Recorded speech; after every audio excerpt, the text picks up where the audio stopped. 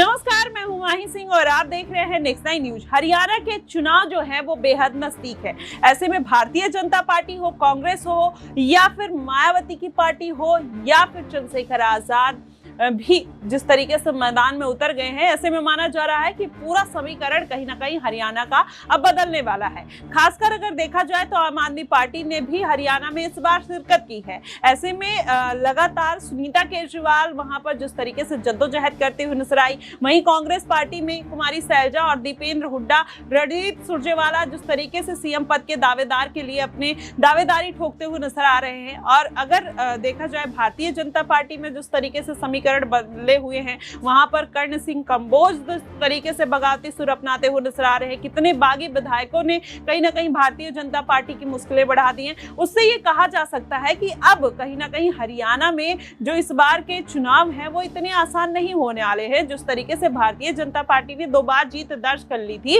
इस बार उत्तर प्रदेश के समीकरण को देखकर लग रहा है कि हरियाणा में भी भारतीय जनता पार्टी इतनी आसानी से सरकार भले बना ले लेकिन जीत तो नहीं दर्ज कर पाएगी। वहीं अगर देखा जाए मायावती की बात करें तो 1998 के बाद उन्होंने अभय सिंह चौटाला के साथ गठबंधन किया है और अंबाला सीट पर जब उन्होंने गठबंधन किया था तब उनको जीत मिली थी।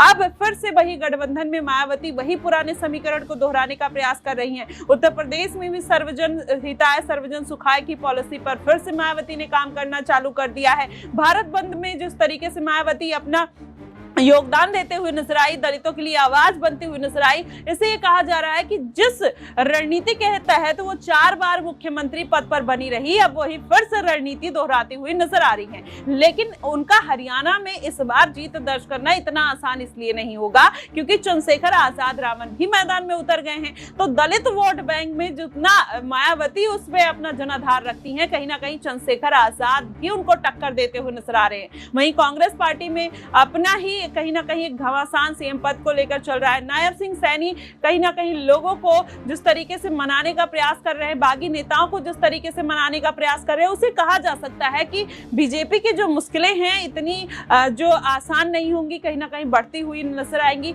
और हरियाणा में 1 महीने के बाद जिस तरीके से चुनावी माहौल बनाया जा रहा है अभी से, चाहे आम आदमी पार्टी हो, कांग्रेस हो, और अखिलेश यादव भी अपना परचम लहराने के लिए तैयार थे, और भारतीय जनता पार्टी कहीं ना कहीं इतना आसान नहीं होगा कि इस बार जीत दर्ज कर ली जाए। और अगर आम आदमी पार्टी सिंपैथी कार्ड खेल लेती है तो कांग्रेस पार्टी और भारतीय जनता पार्टी के वोट बैंक में कहीं ना कहीं कटौती करवा सकती है। वहीं मायावती, अखिलेश यादव और कहीं ना कहीं देखा जाए तो चंद्रशेखर आजाद रावण भी भारतीय जनता पार्टी को बड़ी शिकस्त दे सकते हैं। हालांकि मायावती के ऊपर हमेशा से आरोप लगता हुआ नजर आया है कि वो भारतीय जनता पार्टी की बी टीम है। उत्तर प्रदेश में मायावती की वजह से 16 से 17 सीटों पर भारतीय जनता पार्टी को जीत मिली क्योंकि उन्होंने सभी पार्टियों के वोट बैंक को काट लिया था।